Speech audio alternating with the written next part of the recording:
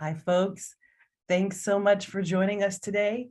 My name is Jen Schlueter, and I am the Associate Provost at Columbus College of Art and Design, a nonprofit art and design college that has been a creative force within Central Ohio for more than 140 years. I want to welcome you to today's event, which is part of our CCAD Knows Retail webinar series, which is sponsored by our Master of Professional Studies in Retail Design program. And before we jump into today's talk and I introduce our speaker, I just want to share a few housekeeping notes. So first, we are recording today's talk so we can share it on our website for those who weren't able to join us. And the event is in a webinar format, which means, of course, we all know this now, it's 2 years into the pandemic, but all lines are muted and videos are off other than for the speakers. But we want to answer your questions, so please feel free to use the Q&A function throughout the presentation to submit them. You could also use the chat function to do the same, and we'll get to those at the end of the presentation. So now I want to introduce our speaker. Brian Seewald is the SVP of eCommerce at Express. He began at Express in January of 2020 and is focused on bringing the Express brand purpose to life digitally through creating confidence and inspiring self-expression. Prior to Express, Brian was an executive at Designer Brands, DSW, for 8 years, serving in a variety of leadership positions, including SVP of Customer Experience and VP of Digital. He's an innovative digital leader and is passionate about building high-performing teams that can leverage their customer experience to drive loyalty and brand advocacy. Welcome, Brian. Thank you. Thank you so much. I really hope I can live up to the introduction. That sounded really good. So hopefully we'll get there. So I was going to go ahead and share my screen, Jen. Is that appropriate to do now? Go for it. All right. All right. And so everyone should be able to, can you see that okay, Jen? You bet. Okay, perfect. So hi, everybody. So what I'm going to cover today, I'm going to start just with a little bit about my career path, some things that I have learned along the way that hopefully will be helpful to everybody, a little bit about my team, our company, and how we work, and then some of the work that we're doing, which we think is very exciting, and I really hope that you all think the same. So I'm going to start just by getting us acquainted and with a little bit about me. So first of all, you'll see at the top some non-work related things because we can't be all business. So I have a family, my wife Lisa, who we met in retail actually longer ago than I care to mention. And that's our son, Ethan, who these pictures are a little old. He is now a sophomore at Southern Methodist University in Dallas, where I will be going next week, actually, for Parents Weekend to see him. We try and do that as often as we can. And in the middle is my dog, Buster. Sadly, Buster passed away a couple months ago, but my laziness knows no bounds, and I have not redone the slides for this type of presentation. So this is sort of like a tribute to Buster at this point. And now a little bit about career path. I went to Penn State, so I live in Columbus, Ohio, but I am not a Buckeye. It can be difficult at certain times of the year. We're heading right into that now, actually. And actually, we have a freestanding bet with a family every year where we bet a taco night straight up whether Penn State beats Ohio State. And I think I have made tacos for them every year except for 2016 in the history of the bet. So I was at Penn State and I was a finance major. And I always thought I was going to go into investment banking or into brokerage. I did an internship with Merrill Lynch, and I did not like it. I loved my boss. He was amazing and taught me a lot of great lessons, but I didn't like the work. It was too dry. It wasn't what I was looking for. And I had a bit of a moment of crisis because there I was. It was my 5th year of college. So I was a 5th year senior and didn't know what I wanted to do. So I started going to some information sessions. And I went to one for Kaufman's department stores. Now, a lot of you might not have ever heard of Kaufman's. It used to be part of May Company, which was eventually bought by Macy's and Federated. And Kaufman's was offering an executive training program where you would come out of the program and end up being an assistant buyer in their department store. And what I learned about that was you got to sort of run your own business, but without any of the risk that goes with that. And so you got to touch everything. You got to help select the product. You got to price the product. You got to select what was advertised. And so you really got every part of a business, and that really excited me. And so lucky for me, I interviewed and was selected as part of their executive training program, and this was 1995. So we spent a couple of years at Kaufman's, and then we had heard of this company in Columbus, Ohio that was starting to do really well. That was Abercrombie and Fitch. And my wife, actually, she was my fiance at the time, but she got an offer from Abercrombie to go into their merchandising program. And so I sort of packaged myself up and followed her there in allocation and merchandise planning. And so we spent 3 years at Abercrombie from 1997 to 2000. So those of you that have seen the Netflix documentary White Hot about Abercrombie, we were there in some of those years that were featured in the documentary. Very interesting times. I will say this about Abercrombie. I believed in that brand 100%, still do today. The quality of what we put out there was amazing. And it was pretty cool to be there at that time. We had 140 stores. Hollister didn't exist yet. Kids didn't exist yet. And we had this sort of like us against the world mentality, starting this tiny little brand and really trying to make it work. And a lot of what I do today and how I work today came from that experience. But we didn't want to stay in Columbus, Ohio forever, or so we thought. We wanted to see a little bit of the world. And so we moved out to the East Coast for a few years, and I worked for Ralph Lauren. And I really flip-flopped all of these years between merchandising and merchandise planning, but always in that part of the business. After a few years at Ralph Lauren, we had our son, Ethan, and we decided that living out in the East Coast, my wife decided to stay home on one income that was no longer feasible. And so we made a move back to Columbus. I ended up eventually working for The Limited in a merchandising role. And then I moved back into a merchandise planning role. And then here's where things get interesting. The Limited launched a website back in 2008, 2009, and they needed somebody to run that part of the business. And they asked me if I would do it. And I thought to myself, like, hey, I shop online a lot. Sure. How hard can that be? Not having any idea really what it was that I didn't know. And so I went to work for The Limited in e-commerce back in 2009, 2010. And it was the best thing I ever did in my career. I didn't know anything. So I learned from my team. I learned from vendors. I learned from people around Columbus that would literally just be like, I run e-commerce at Express or at, DSW, wherever. I'll take you out for a drink and teach you what I know. It was incredible. And I fell in love with the digital space. And the reason for that is a lot for the same reason that I love retail in general. There is no other business where you get a report card from your customer literally every single day. And in e-commerce, you can get it almost like every hour or every minute, if you so desire. But your customer can tell you what you're doing well and what you're not doing well all the time. And that became, almost addictive for me to really understand how we were doing and what we could do to change the business and make a difference. And that was very exciting. And that's still like every day I get up and the first thing I do is look at sales. And while that may determine my mood to some degree for the day, what it really determines is my priorities. What are the things we're going to work on? What changes might we make? How does it affect my future roadmap? All of those things. But I digress. So after a few years at The Limited, I was in fact worried about the future of the brand. It was losing relevance as America got more and more casual. And I made a move over to DSW, which is now known as Designer Brands. And I went there as the director of operations for e-commerce. And DSW, I have very fond memories of, and they gave me every opportunity in the world. And so my career took a lot of different turns there. I did e-commerce. I moved into an omni-channel role for a couple of years. And then, unbelievably, I did a brief stint in information technology. So I was in the IT team before moving back to digital, and then ultimately taking over both digital and stores at the end of my tenure there.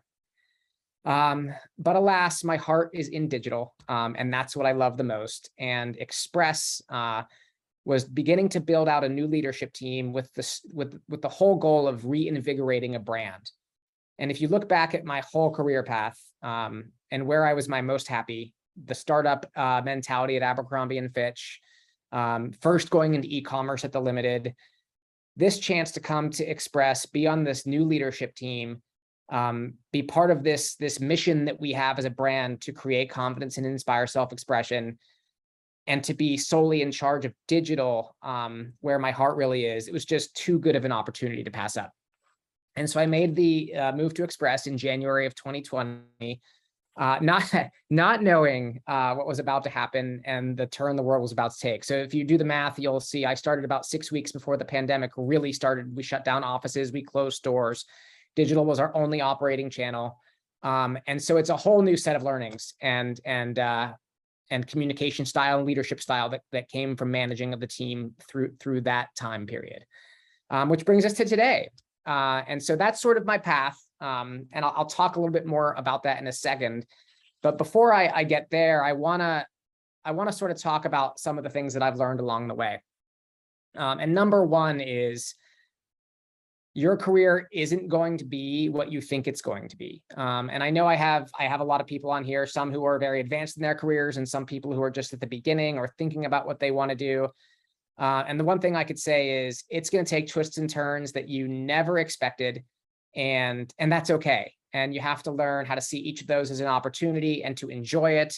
And I wasn't always like that. When I first was offered e-commerce at the Limited, I came home and I was inconsolable. I was like, I don't know if I can, if they want me to, like, do they not like me in my current job? Why do they want me to do this? And it turned out to be the best thing that ever happened to me. So you just never really know where your career is going to take you.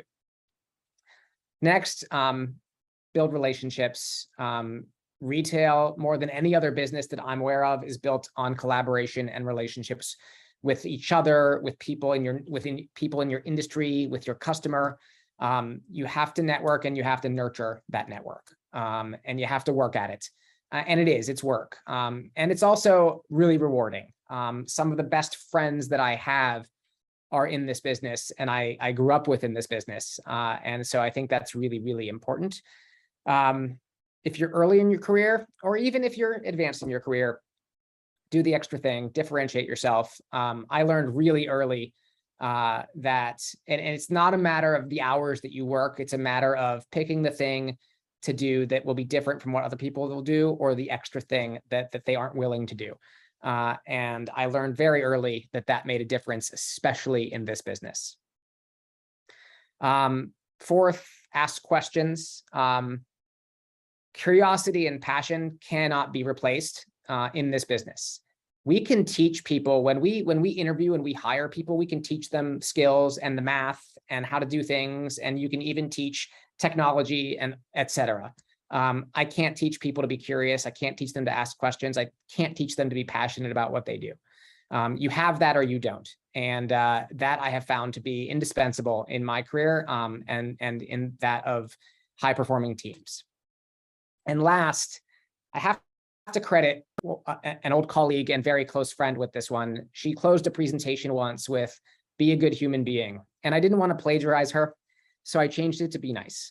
But it's really, really important to be kind at work, to work well with others, to collaborate in a way that is professional, courteous. And it's just more fun when you're all being nice to each other. We are all dealing with big problems. Over the last 3 years, we have been through more ups and downs as an industry than almost any other industry, us in food service, right? And obviously healthcare. But I have found that trying to be a good human being, operate with integrity, be nice to people really goes a long way. And I stole this from my HR team, but in light of the first thing about enjoying the twists and turns of your career, it's just not going to look like what you think it's going to look like. And I really love this visual of that. So enough about me. I'm going to move on to some things about Express. And so when I joined, we have this brand purpose, and it is that we create confidence and we inspire self-expression. We really do believe that clothes serve a higher purpose. I have this seminar that I was doing today.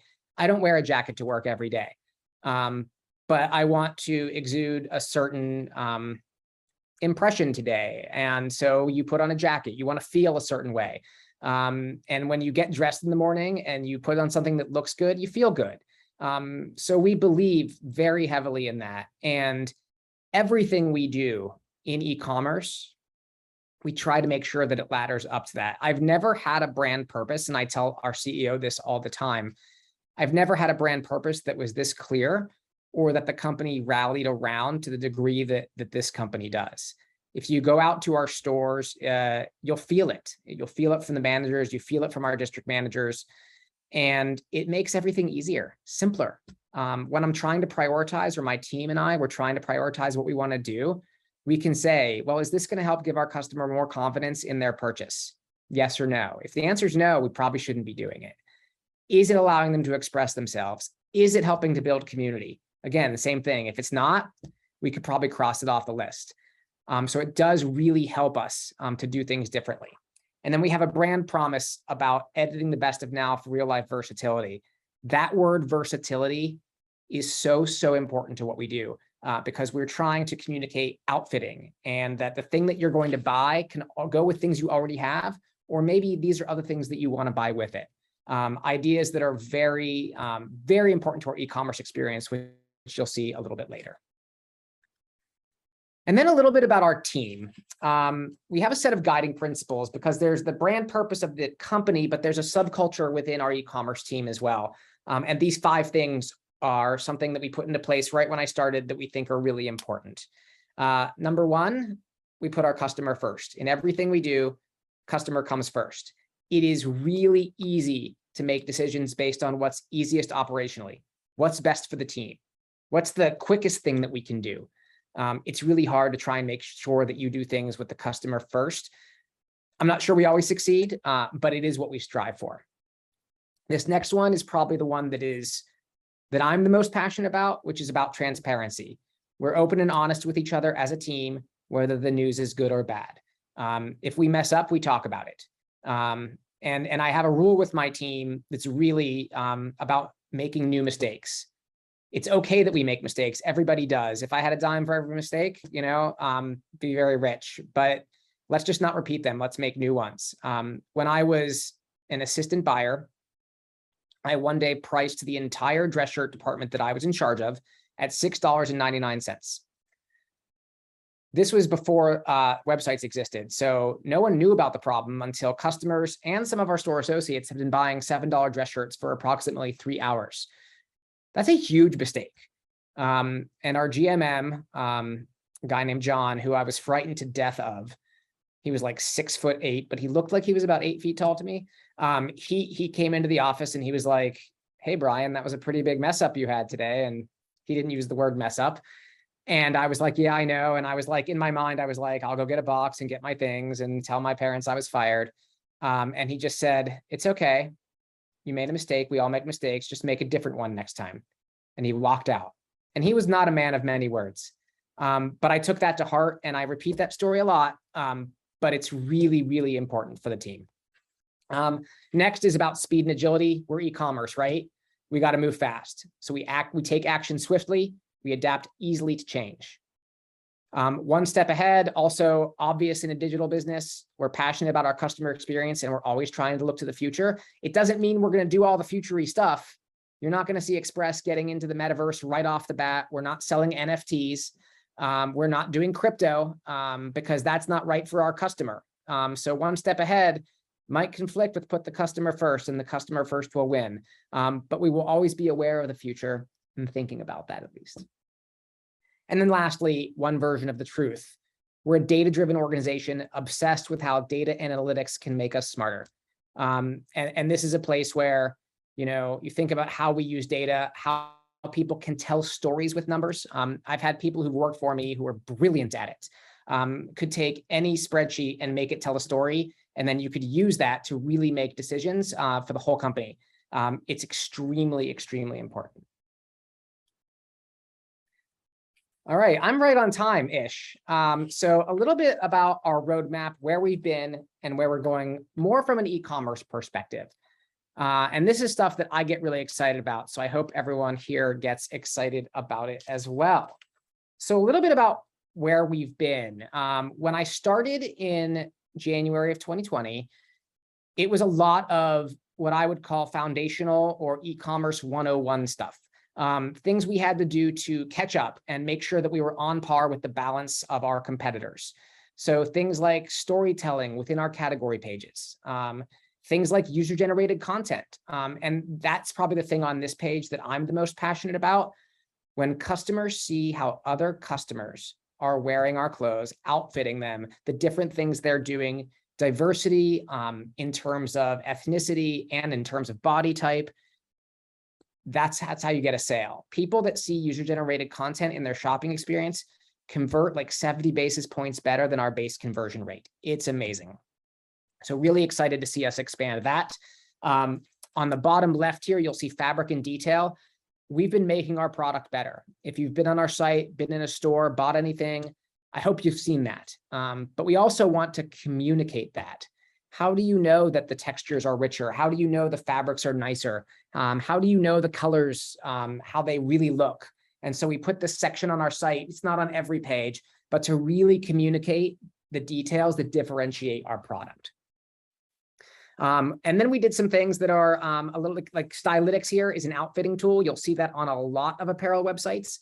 But remember when I said versatility, this is probably our best tool in terms of communicating versatility. So on most pages on our site, you'll see the item and then you'll see 3 different ways to outfit it, which really helps to drive average order value. And on the far right, we relaunched our loyalty program. I've been lucky to be at 2 companies in a row, both DSW and Express, where loyalty is central to the e-commerce experience. And so we changed our program from Express Next to Express Insider. We changed up the perks and the benefits a bit, and we really built a really elegant user experience, especially within our mobile app, to bring loyalty to life for our customer. So that was all work that we focused on in 2020 and 2021. I'm going to talk a little bit about where we're headed as well. Beautiful visual there. By the way, the good-looking slides, those were my user experience team that helped me out with this. The slides that are like white with just words on them, those were my slides. So this is the key strategic pillar that our whole roadmap is built on from an e-commerce perspective. And it all goes back to knowing our customers and connecting our customers, which really ladders up to our brand purpose around creating confidence and inspiring self-expression. When we say we want to know our customers, what we mean is we want to leverage all the data that we know about them through loyalty, through purchase behavior, through browsing behavior, and we want to use that to create digital experiences that will resonate with them and give them more confidence in making a purchase. I know I overuse the word confidence, but that is by design because it's something that we think about a lot. The second is about connecting our customers. It is all about community. As a brand, we have taken a huge stake in building a community around fashion for our customers. Every retailer is trying a different thing, right? Everyone has a different strategy that is important to them. If we threw all our strategies into the middle of a pile together, all retailers, I'd pull back out knowing our customers and connecting our customers. I believe very strongly in both of these things. Now, underneath that, we have a couple of really specific things that we're working on that dictate our roadmap priorities. Number one, personalized experiences. Every retailer is working on this. We're not setting the world on fire. We're not doing anything drastically different, but every retailer wants to deliver more relevant experiences to their customer because customers convert better. Customers, we can give them value. We can give all sorts of things to our customers. What customers really need is time. And so we want to make that experience more efficient. So when you come to our site, this is future state, not where we are now. You'll automatically see the things that you have an affinity for, whether it's from a style perspective, a color perspective, a silhouette perspective. That's where we want to take this, to take what we know about you and really tailor the shopping experience. We're in the foundational phases of this work right now, and I'll talk about a little bit more about that in a second, but we're building a foundation that we're going to be able to expand on. Second, omni-channel execution. Obviously, we live in a world where you want to have a seamless experience for your customer. They don't care if they're shopping on your mobile app, on their laptop, in a store. We are one brand to them, and we want to make sure it feels seamless. I think our buy online, pick up in store experience is one of the best in the business. When you browse our site, we will tell you just on our category pages if the item that you're looking at is nearby. and then you can go right in to buy it and go pick it up in a store, or you might just bail on the site and go to the store and go get it. We're okay with that. I don't care where you make a purchase. I care that you make a purchase. And so continuing to build out the kinds of experiences that our customers love, both in store and online, is really, really important to us. Styling and fit. This goes back to that one word I said at the beginning, which was versatility. How can we help our customers shop with more confidence? It's user-generated content, it's digital styling, it's outfitting, it's bringing community to our website, which I'll talk a little bit more about in a second. All of those things are important, and the end game is this item is versatile. I can wear this different ways, and so I know I can make a purchase. And then I would say just as important around fit. How do we make sure our customer, I mean, every retailer is dealing with elevated returns. How do I make sure a customer has the most confidence the item is going to fit them? And then lastly, we talked about community. We have built out a community of what we call style editors. They are customers, they are influencers, they are people that love our brand and love fashion, and they help to sell our brand. They do it online, they do it in social, and they do it in our stores. And I've been lucky enough to travel out to LA for contests, to meet with our top style editors. And these are people, these aren't like the kinds of influencers that have millions of followers. They're more nano level. So they have maybe between 1,000 and 10,000 followers. I have like 350, by the way, so that's still a lot to me. And it's really impressive what they think of our brand, what they love about it, and how they can help really embody our brand purpose to create confidence and inspire self-expression. So how do we decide what it is that we do? Really at the end of the day, because I'm going to show you in one more slide, the things that we're going to do and deliver over the next month or so before we get to our holiday code freeze. We've really got three things we look at. Can it help us hit our business goals? Does it meet our customers' needs? Does it solve a customer problem? I remember once, I'll protect the name of the company to withhold so that they don't look guilty, but we fell in love with the idea of voice commerce because Alexa had come out and Google had their smart speaker, and everyone was like, oh, everyone's going to shop by voice. And we actually built out in our app this whole voice interface so people could search by voice. And literally, like, the only people that used it were the people that built it, like our team, because we weren't solving a customer problem. Customers didn't want to do that. We as retailers wanted to do that. So we have to make sure we are addressing an actual customer need or solving a customer problem. And then lastly, like, technology enablers. Can we do it? Is it feasible? Are we architecturally set up for it? The things we love the most are things that are easy to do and meet a customer need and drive a lot of value. We're a mature business now. I wish there were more of those things left. Now it's lots of little things that we do to drive our business. The really big things, the $100 million ideas, those have been implemented. And so now I always tell our team, it's all the little things that we do every day that will drive our business forward. So just a quick preview of some things that you can see us either already live or things that we're doing right before holiday. So one, our customers have been asking us for a save for later feature since I got here, and we finally did it. And so now we have a way for you when you're shopping. If you put a bunch of stuff in your cart and you realize you don't want all of it at the same time, we have a way for you to just save some for later. And a lot of our customers are using the feature, so we love it. Even better, we can start marketing to them and remind them that they save something for later, maybe give them a little sweetener from a discount perspective or free shipping, or if it's something that's gone out of stock, remind them that it's back in stock. All ways to really drive excitement for our customer around the things that they liked when they were shopping. The next, I just mentioned this was what we called Shop My Store, but we added the ability to filter our site by store location, which that's pretty much table stakes, right? Not super exciting. What we think is exciting is if you look real close, you can see below the thumbnail images, the available today for pickup at Easton Town Center or whatever it is. That we were excited about because that is differentiating and really drives a great omni-channel experience. Pre-order and back order is something that this one actually, I should have updated this, is going to deliver after holiday, but we want to deliver we have a pre-order process now. It just could be better. And so we're going to make that improved for next year. And then I talked about personalization. That's an ongoing initiative for us.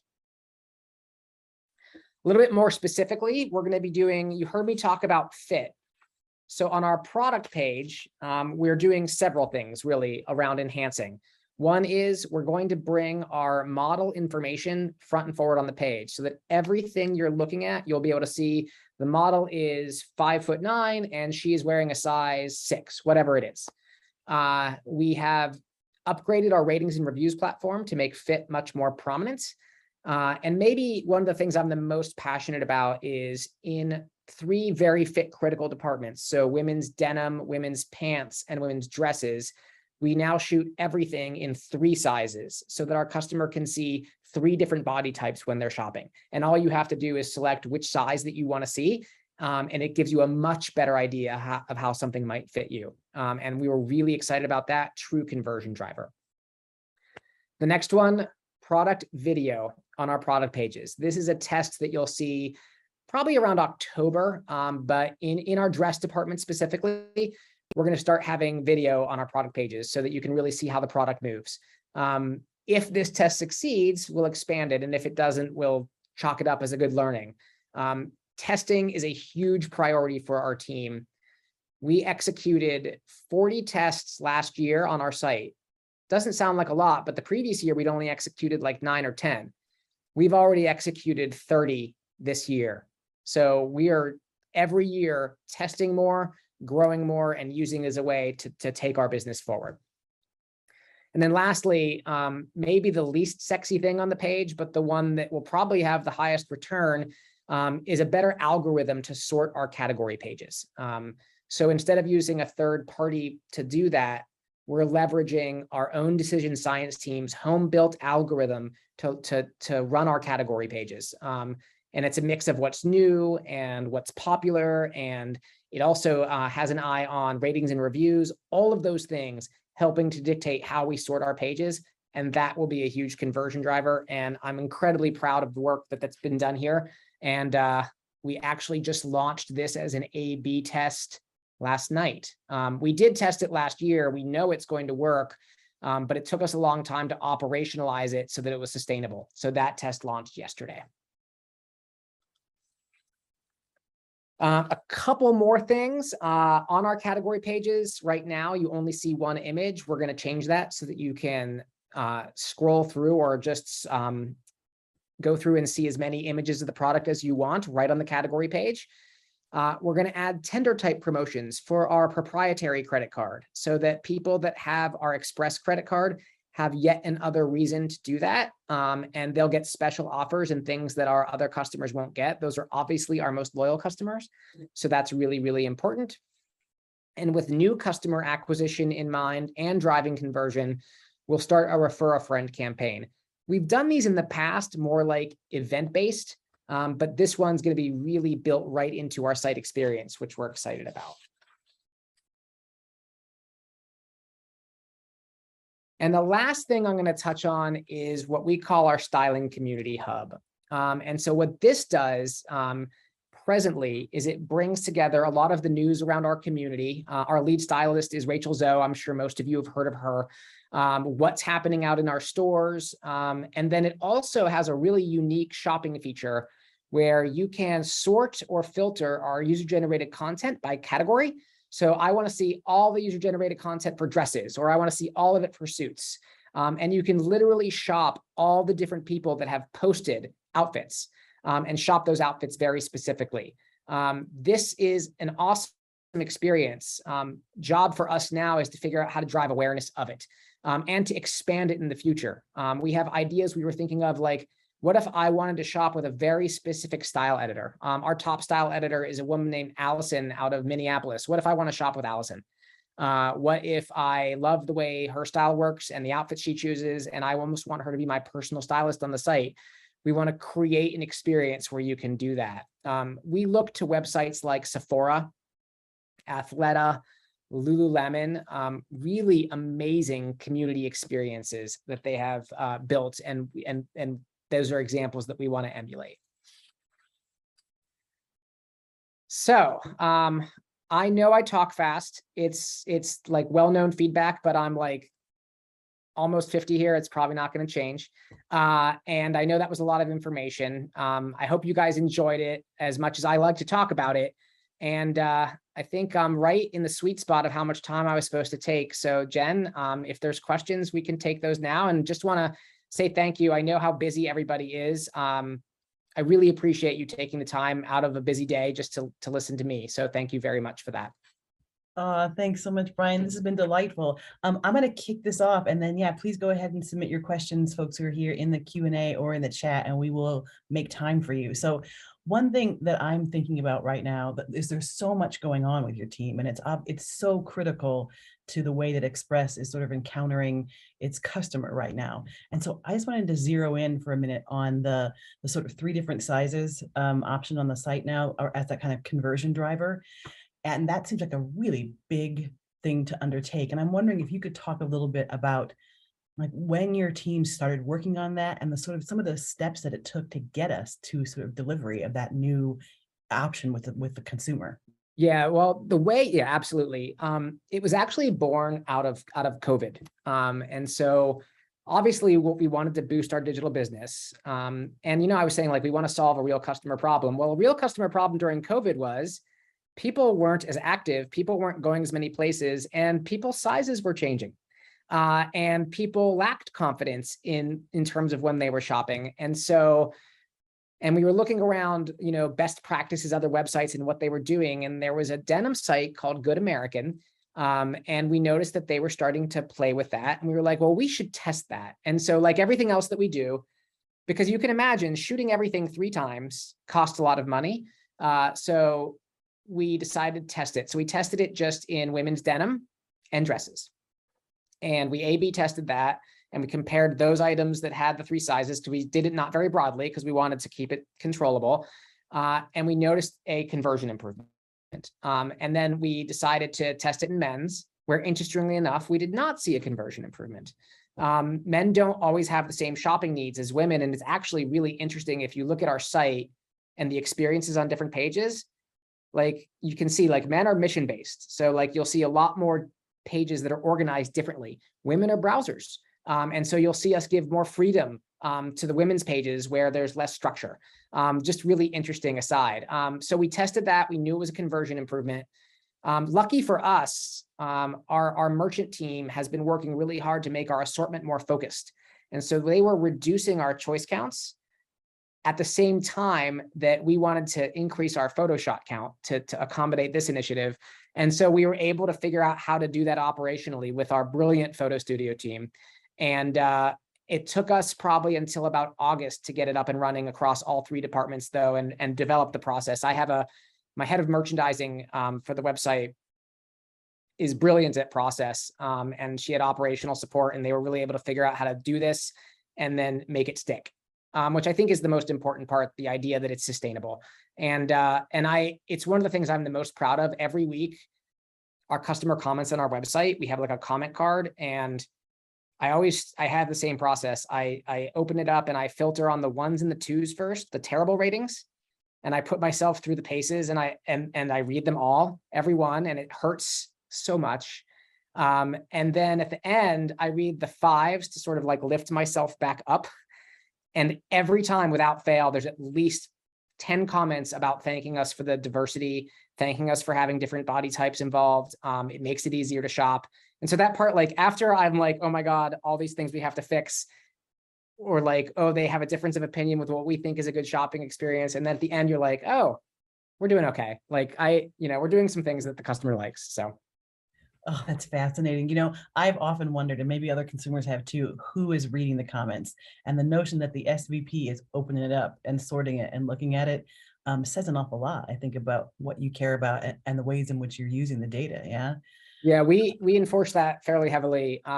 It's not just me, but our user experience team reads the comments every week. Our product team, which reports through our technology team, they read the comments. I think my entire e-commerce team does, but it gives me a lot of comfort that my technology partners are also reading through those comments every week. Yeah, that makes sense. Well, speaking of teams, you had mentioned early on, you mentioned your UX team, and of course, are utterly essential. But you also had mentioned that for a while in your career, you were in the IT team. And I'm wondering if you could talk a little bit about the structure of your team inside of Express. When we say e-commerce, what is reporting up to you, and sort of how do the teams sort of function in there? Yeah, absolutely. And every, I recently was talking to the head of e-commerce, like my exact same job.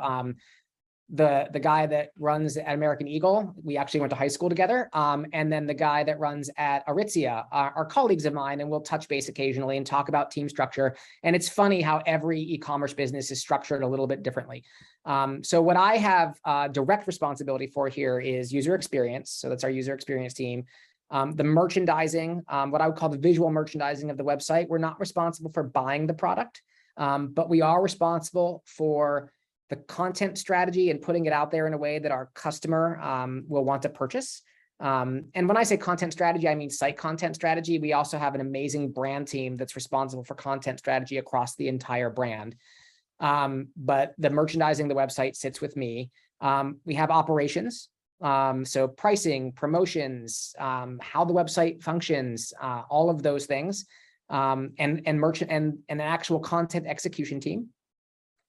Analytics, which is obviously, like I spoke about that being data-driven, extremely important to us. And then marketplace. Our marketplace team reports through me, which is a super exciting part of the business, quite honestly. Really satisfies that entrepreneurial part of your soul, where you're out there trying to like recruit new brands and have them be part of the Express brand experience. And we have over 80 brands live in our marketplace now, and some really amazing partners in there. So that's what reports to me directly. But it's a highly collaborative role. And so like the contact center doesn't report to me, but if we screw up, they feel it, right? So we work closely with our contact center team in terms of collecting customer feedback. Obviously, our technology team, huge partners to us. They do an amazing job, and they work incredibly hard.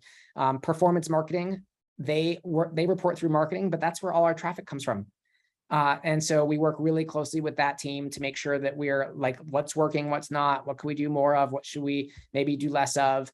And then obviously, like, we have to collaborate throughout the merchandising organization, the design organization, like what's working, what's not, online. Every week, we have a Monday night meeting where we go through all the product, and e-commerce has a part of that, marketing has a part of that.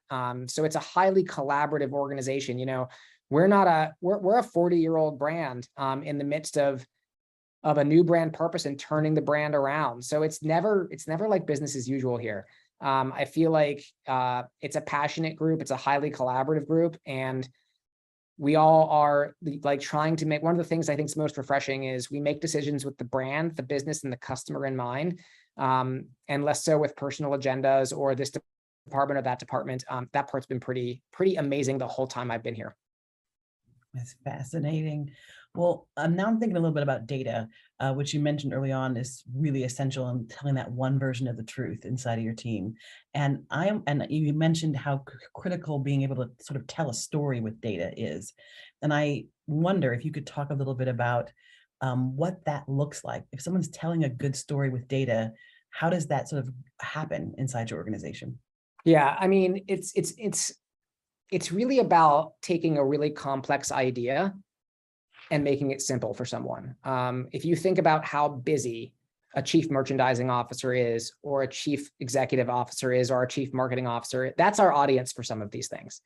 And so what my analytics team needs to do is basically take really complex pages, like 20 pages of information, some massive spreadsheet or something like that, and they have to get it onto one page, 3 bullet points in something that's really easy to understand with some supporting visual that really like brings the idea home. And so, one thing my team did that I think is brilliant is they created what they call the data-driven overview of e-commerce. And so every season we publish it out, and then we share it out at the executive level. So everyone has, I have it with me, like a 1-pager of every relevant statistic about our website experience. How the genders shop, who enters the site when and where, what tests we've run and what they've done, what's our conversion rate for different pages, what's the checkout funnel look like, all of these things. How do people shop the different devices? Android versus iOS, phone versus laptop. By the way, almost 90% of our traffic now is on the phone. So that's literally all we care about. And so taking all of that and putting it, it's an art form to put that in a way that someone can understand it. And I've had employees, it's a very special kind of person that can do that. And it's a skill set that is incredibly marketable. And so I'm really lucky. In my past, I've had folks like that on my teams, that always your favorite kind of person. And now I have a team that can do that now extremely well. And that's what it looks like for me, is what can you put on one page that's easily understandable, even though what you're trying to summarize is a complex idea. And so if you think about this idea of testing how we sort every single page on our site and then being able to convey the results, that'll be a real test of our ability to do that. Yes, that's fascinating. And Dave Cherry, who teaches inside of the Master of Professional Studies in Retail Design at CCAD, is on this call, and he teaches our course in data and analytics. And I know that notion of being an elegant storyteller around data is near and dear to his heart. So I loved hearing you say it. Well, you know, it's funny. Dave knows everybody in Columbus, we worked together at one point when he was consulting, and some of the principles that I have around how we think about analytics, but mainly how we tell a story and present with it, came from the time I worked with Dave. So, oh my gosh, that is a perfect call out. And I think it's a great place to bring this conversation to a pause. Here's what I want to say is thank you so much for this. It's been a delight. I've learned a ton. And if this talk resonated with you folks in the audience and you want to learn more about how you can be one of the leaders who shape the future of retail, you should check out CCAD's Master of Professional Studies in Retail Design. I just dropped a link to it in the chat here. This program is enrolling right now for a start in January of 2023, and it is focused on this level of expertise for folks in the sort of retail design, retail experience design industry. So thank you all for being part of this today. Thanks to Dave, thanks to Brian, and thanks to all of you. Have a really good rest of your day, my friends. Thanks, everyone. Appreciate it. Bye.